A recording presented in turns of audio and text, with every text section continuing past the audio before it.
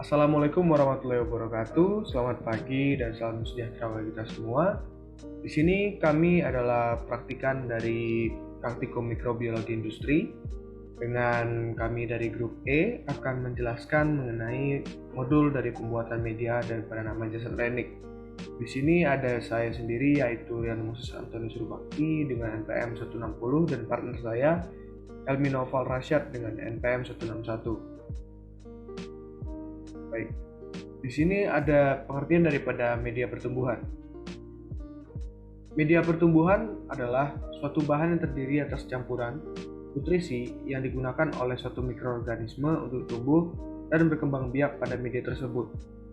Dan pada di sini ada juga definisi inokulasi, di mana penanaman bakteri atau yang biasa disebut dengan inokulasi adalah pekerjaan memindahkan bakteri dari medium yang lama ke medium yang baru dengan tingkat ketelitian yang sangat tinggi. Inokulasi dilakukan dalam kondisi aseptik sehingga hal ini digunakan untuk menghindari halnya atau terjadinya kontaminasi. Lalu terdapat macam media pertumbuhan.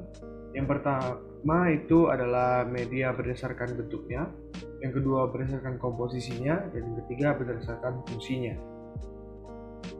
Yang pertama, media berdasarkan bentuknya, di mana ada media padat, yaitu di mana media padat merupakan media yang mengandung banyak agar atau zat pemadat kurang lebih dari 15% agar sehingga media menjadi lebih padat.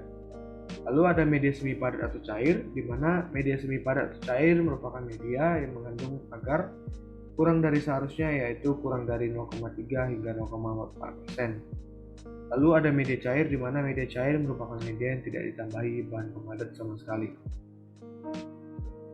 Lalu terdapat media berdasarkan komposisinya, di mana yang pertama ada media alami atau non-sintesis, merupakan media yang disusun dari bahan-bahan alami, di mana komposisinya yang tidak dapat diketahui secara pasti. Dan yang kedua, media sintesis merupakan media yang disusun dari senyawa kimia yang jenis dan takarannya diketahui secara pasti. Lalu terdapat juga media berdasarkan fungsinya. Nah, berdasarkan fungsinya ini media dibagi menjadi 6, yaitu media dasar, media diferensial, media selektif, media diperkaya, media peramajaan, dan media identifikasi. Lalu terdapat juga syarat untuk pembuatan media, di mana yang pertama, suasana media atau pH yang telah disesuaikan dengan yang kita kehendaki, baik oleh jasa teknik serta juga suhunya. Lalu mengandung bahan-bahan dengan makanan yang cukup, sesuai dengan diperlukan oleh jasa teknik tersebut. Lalu untuk media padat, kekentalannya harus memenuhi syarat sesuai dengan hal yang kita kehendaki. Lalu media yang dibuat sebelum dipakai haruslah disterilkan.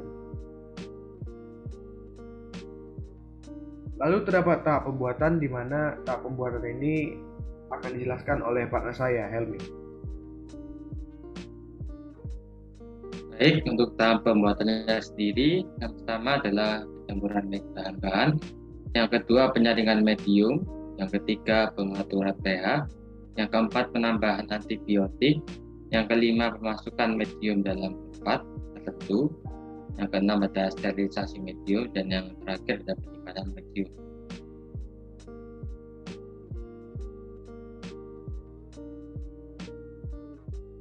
Untuk pembuatan media sendiri ada dua jenis, yaitu inokulasi, yaitu penanaman bakteri, dan disebut juga inokulasi itu pekerjaan pemindahan bakteri dari medium yang lama ke medium yang baru dengan tingkat ketelitian yang sangat tinggi. Macam-macamnya ada metode tebar, metode tusuk, metode gores, dan metode tuang.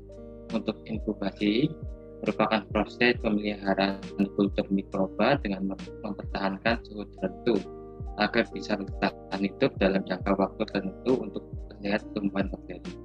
Ada dua jenis, yaitu inkubasi alami dan inkubasi dengan alat.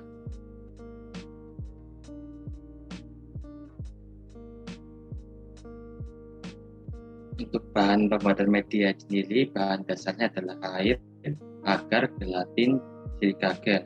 Untuk nutrisi dan zat makanannya sendiri mengandung unsur-unsur berupa metabolisme sel, yaitu CHONP, unsur mikro seperti P, Mg, dan unsur pelikan atau trace element seperti sumber karbon, sumber nitrogen, sumber oksigen, sumber fosfat, dan sumber unsur sekelumit. Untuk jasa teknik sendiri adalah makhluk hidup yang terdiri dari satu atau beberapa kumpulan sel dengan ukuran mikro. Jikalau ukuran yang sangat amat kecil, makhluk ini hanya dapat dilihat di mikroskop elektron. Jasa teknik tidak hanya berbentuk bakteri, namun juga dapat berbentuk kapang atau jamur, famir atau yes, protozoa, dan virus. Untuk kegunaannya sendiri dinyatakan baik jika perubahan hasil karyanya menguntungkan. Misalnya proses fermentasi dinyatakan jahat apabila perubahan tersebut merugikan. Contohnya saat makanan menjadi busuk di dalam tubuh, terutama dalam proses enzimatik.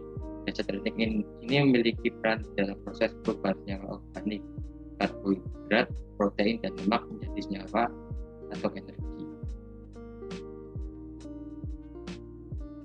Untuk faktor-faktornya sendiri yang mempengaruhi kedalaman jasa teknik ada susunan makanan, temperatur, tekanan osmos, penambahan antibiotik, penambahan medium, sterilisasi medium, dan penyimpanan medium.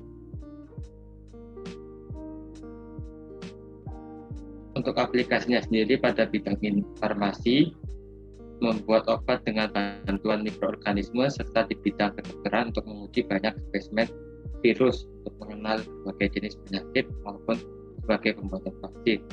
Untuk bidang industrial, dalam dunia industri ini biasanya pembuatan media dan penanaman jasa teknik adalah untuk memproduksi banyak sel mikroba baru yang dapat dimanfaatkan dalam berbagai proses.